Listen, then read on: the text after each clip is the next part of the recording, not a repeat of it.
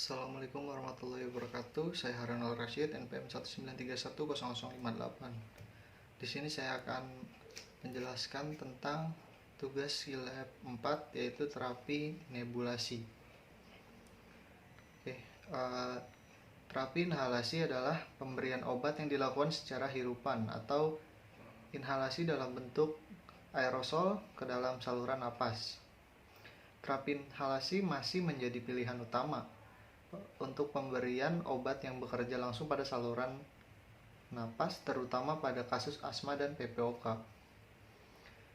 Prinsip alat nebulizer adalah mengubah obat yang berbentuk larutan menjadi aerosol, sehingga dapat dihirup penderita dengan menggunakan mouthpiece atau masker.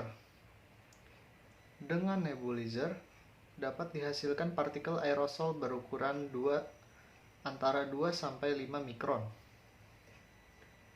Alat nebulizer terdiri dari beberapa bagian yang terpisah, yang terdiri dari generator aerosol, alat bantu inhalasi atau kanul nasal, masker, mouthpiece, dan cup atau tempat obat cair.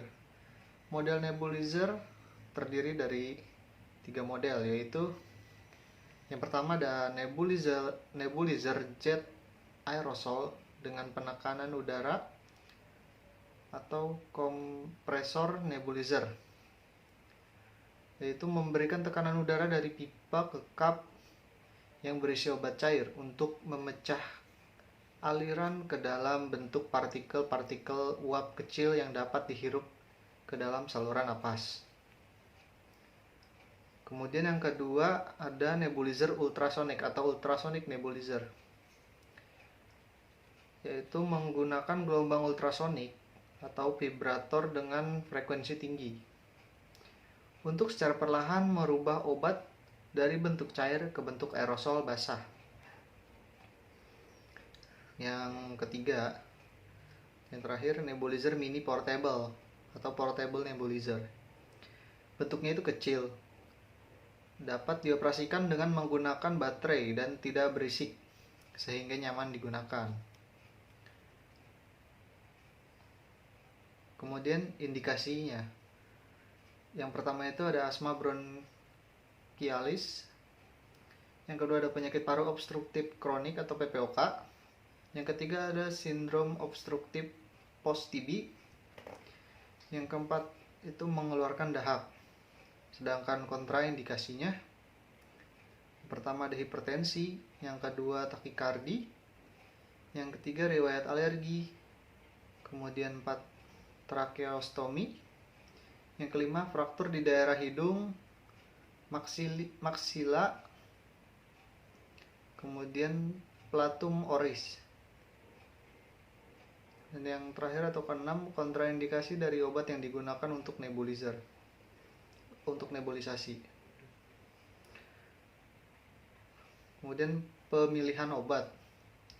Obat yang akan digunakan untuk terapi inhalasi akan selalu disesuaikan dengan diagnosis atau kelainan yang diderita oleh pasien. Obat yang digunakan berbentuk solusio atau cairan, kemudian suspensi atau obat khusus yang memang dibuat untuk terapi inhalasi.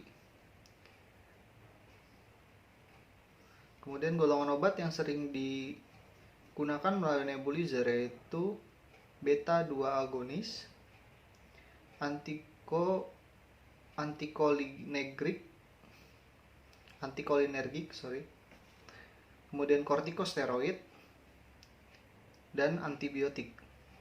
Obat yang biasa dipakai ada 3, yaitu bronkodilator berupa salbutamol, kemudian mukolitik berupa bromhexin dan N-asetilcysteine. Kemudian ada kortikosteroid, yaitu budesonide dan juga fluticasone.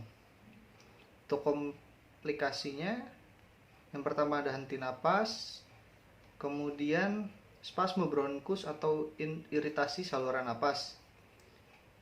Dan juga yang terakhir, akibat efek obat yang digunakan seperti salbutamol atau short acting beta 2 agonis, dosis tinggi akan menyebabkan gangguan pada sistem sekunder penyerapan obat, hipokalemi, dan disritmia dapat ditemukan pada pasien dengan kelebihan dosis. Kemudian cara penggunaan alat.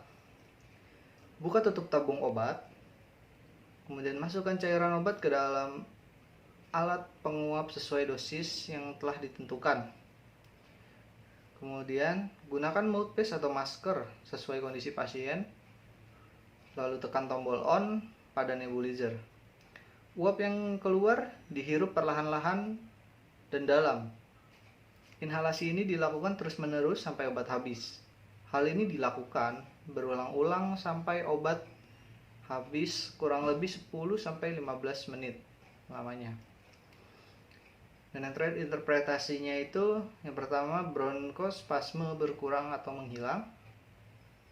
Kemudian yang kedua itu dahaknya berkurang.